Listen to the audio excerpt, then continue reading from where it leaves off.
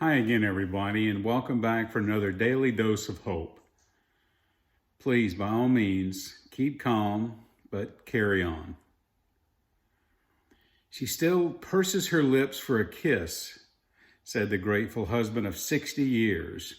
Late-stage Alzheimer's disease had robbed his bride of almost every function that defines life for most people.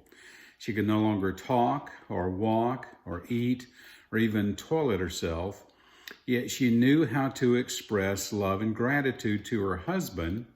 She kissed him. After years of nonstop struggle, this husband endured enough real life to know that small things often made the difference between sinking and swimming. He needed something to sustain him for the moment. So he explained, "With my eyes raised to the sky, I search for the ordinary moments each day that give me evidence of the divine."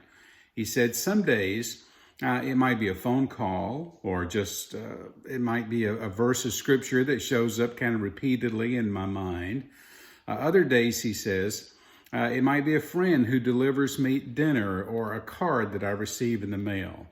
Today," he said, "it was a kiss." God sustained this man with fresh deliveries of his mercy every single day. But he continued, "That's just one thing on my gratitude list," he said. "I have a notebook where I've written the same caption at the top of each page. It says, 'Today, God gave me.'" Wow, what a great habit this dear guy has developed to help him through a very difficult time in his life in caring for his bride.